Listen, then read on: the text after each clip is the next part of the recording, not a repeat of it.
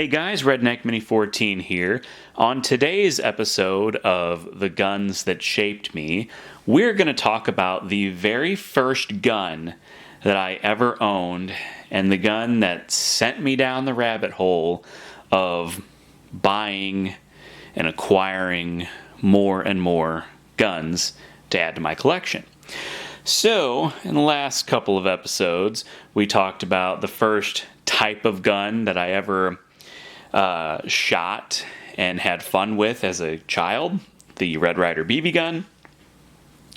We also talked about the first real gun that I ever shot, which was a single shot bolt action 22. That was my grandpa's. So, those two guns kind of got me into liking guns, but this gun is the gun that was just the first gun that I ever owned, the first gun that was ever given to me. And that is the Winchester Model 12 16 gauge pump action shotgun. Now, I think, in the last episode I talked about how I started shooting, 22 single shots in Boy Scouts. Every year for summer camp we would shoot the 22 single shot rifles once, one day of the week out of summer camp. And I always thought that was really fun.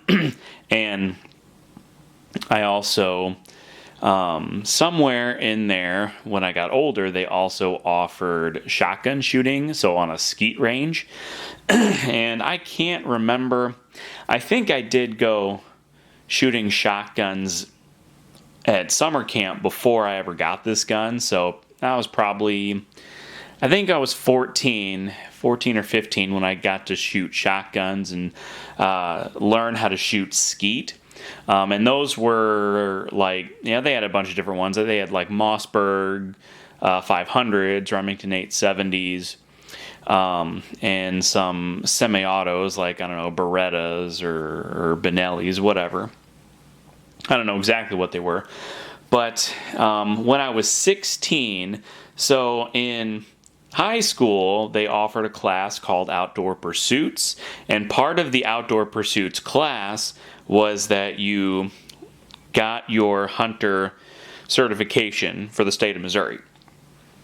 And my uncle, who was a really big deer hunter and turkey hunter, he told me that if I ever got my hunter's certification that he would give me a gun, whether it be a 22 or a shotgun. He had he's got a bunch of different guns. So when I was 16, I got my hunter certification with my Outdoor Pursuits class. I learned all about, the different types of rifles and shotguns and, all different kinds of things when it comes to hunting and fishing and stuff like that. So when I was 16 for Christmas, my uncle gifted me, he after everybody opened their presents at my grandma's house and everything was done and over with, and it was almost to the point where we leave to go home for the night, he brought me into the spare bedroom and said, "You get a different kind of present this year," and he pulled out from under the bed this Winchester Model 12 shotgun. Now, I didn't really know anything about different models of guns. To me, it was just a shotgun at the time. And he told me, this is a 16 gauge shotgun. It was your great grandfather's, so I believe it was so it's on my dad's side of the family, so that would be my dad's mother's father, I believe, was the great grandfather that it belonged to. And I don't know if he gave it to my grandpa, who gave it to my uncle, or if my great-grandfather just gave it to my uncle. But either way, I'm basically the fourth generation that has had this shotgun in his hands. Now, I don't know exactly when this gun was made, like maybe in the 40s, 50s, but it's a basic pump-action shotgun. It's got the old-school corncob forend, which I love, and this is being the first gun I ever owned, this is where I came to love the corncob forends, and you see this same style of forend in almost all of my pump action shotguns. I think there may only be one or two exceptions to that, but I try to get all of my pump action shotguns to have some sort of a ribbed or corn cob style forend. This is just the type of forend I love, whether it's a wood like this or it's polymer or synthetic or whatever. But it also has I think this is either a 27 or a 28 inch barrel. I measured it one time, and I think it was like 27 inches, but might be considered a 28-inch barrel. Very basic, bead sight, no rib. I mean, I don't even know if that was really a thing back then. But when I got it, it was plugged to only accept 2 shells plus 1 in the chamber, which is, federal bird laws, which I think are kind of weird. I don't know, maybe someday I'll talk about like weird gun laws and weird hunting laws that just don't make a whole lot of sense to me, and that's one of them. But basically, if you want to shoot, if you're hunting birds or squirrels or just about anything other than deer, you're limited to 3 shells only. But I decided that I wasn't going to use this for hunting because this is, it's a family heirloom, and it's actually in fairly decent condition.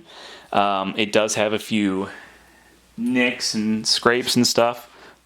So like if you just look on the barrel, I don't even know if the camera will actually pick it up, but there's a good size ding right here in the barrel, and just some scratches, typical stuff. If you look here at the stock, you can see that it's actually carved out here a little bit. The stock isn't symmetrical like it was when it was first purchased all those years ago, and that is because my great-grandfather only had one eye, so I guess it was his left eye. So he carved the stock out to better see the sight as opposed to just shooting left-handed, I guess. I'm not sure if that was, I can't remember which grandpa I had, great-grandpa, was actually missing a few fingers. I never met either one of my great-grandpas on that side. Actually, I never met any of my great-grandpas, now that I think about it.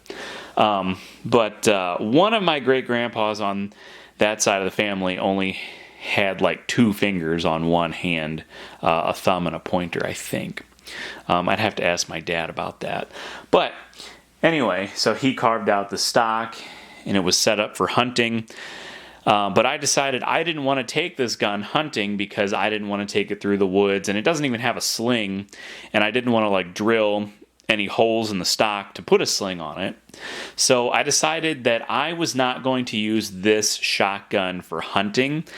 I mean, I suppose I could, if I'm not like taking it through the woods, but if I'm like hunting birds like out in the open, it might not be such a big deal. But anyway, I decided what I was going to do was take the plug out, so that I could shoot skeet with this shotgun, or just shoot other stuff with the shotgun. So I actually took the plug out, and in 16 gauge, it holds 6 + 1 rounds, which is a pretty decent capacity for an old shotgun like this. I think a lot of shotguns like this back in the day, like the Ithacas and like the Remingtons and stuff, they had like a 5 or a 4 + 1 capacity. This is a 6 + 1, and I'm not sure if the 12 gauge versions had a 6 + 1 capacity or if it was a 5 + 1 capacity. I don't know. But I think these were only ever offered in 2 3/4 inch chamberings. Now with 16 gauge, that's all you get. But like 12 gauge, I don't think they ever made it in a 3-inch chamber. I don't even know when 3-inch shells actually came into being. That might have been later on when this gun was towards the end of its production life. But I'm not really sure. But it was only offered in 2 3/4 inch chambering. let's see, there's something else I wanted to mention about this shotgun. Oh, well, the fact that it's a 16 gauge, and being a 16-year-old that really never shot, I never had any of my own guns. My parents really didn't have any guns. They had one, but I actually never shot that gun until after I had this gun. We'll talk about that in a later video. But, I didn't really know a whole lot about like different gauges of shotguns. I mean, I had heard of 12 gauge and 20 gauge, because those are obviously the two most popular gauges. I had never heard of a 16 gauge, and come to find out, it's really hard to find 16 gauge ammunition. So, I eventually found like a box, and of course my mom had to buy it because I wasn't 18 yet.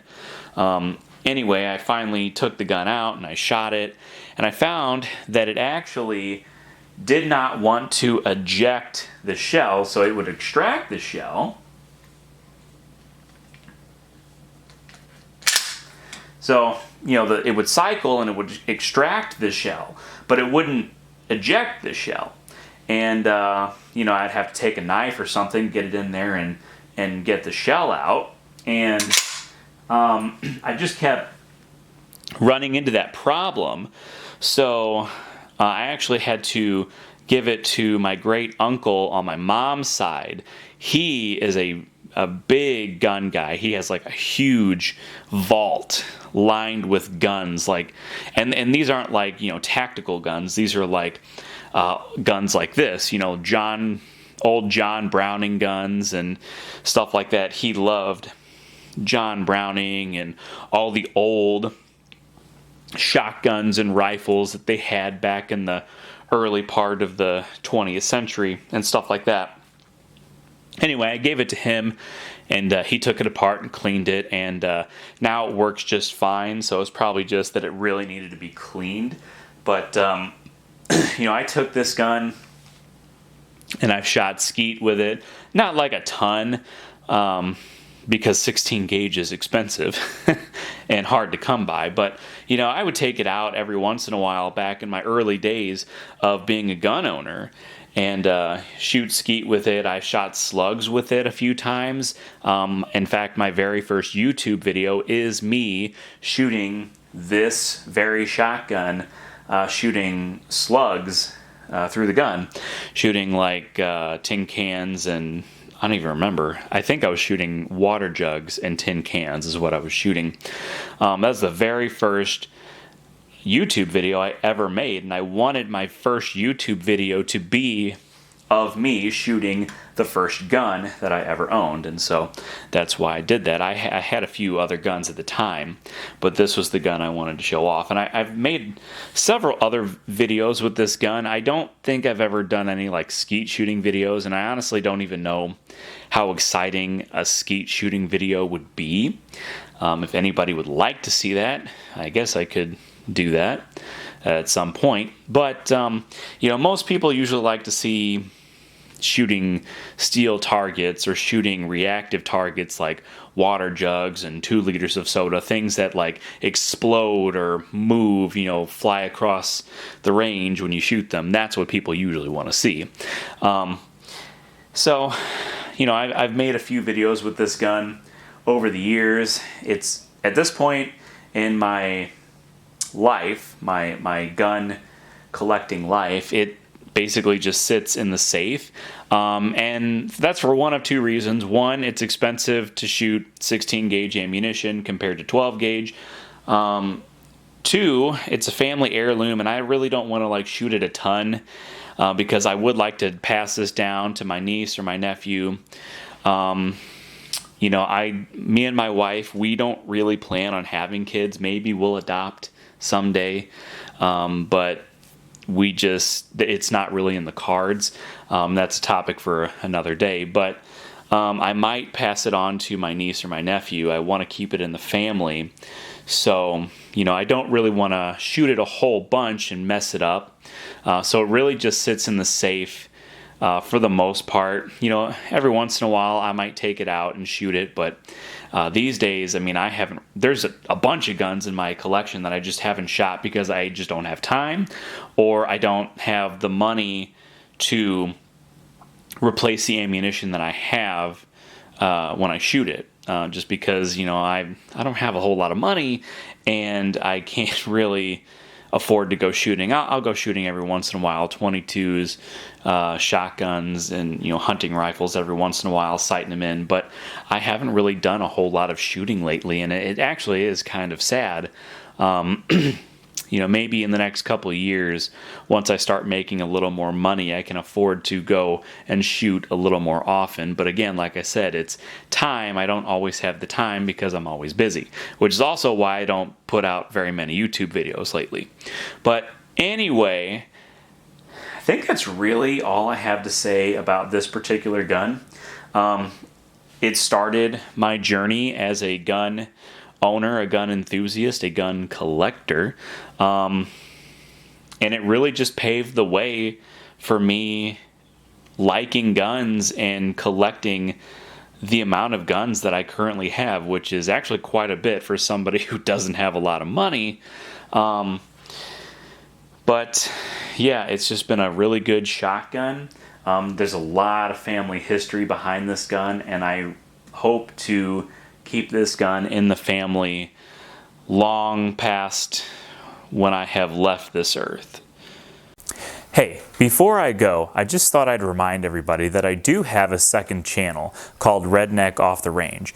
Over there, I post most of my non-gun related content, so whether it's a video on my new tractor, my power tools, my projects that I'm working on, maybe wild game recipes, or just a random vlog, I post all of this kind of content over on my secondary channel. So if you're interested in that kind of stuff, go check it out, Redneck Off the Range. But that's all for this video, so subscribe to my channel, like me on Facebook. I'm Redneck Mini 14, and until next time, be safe.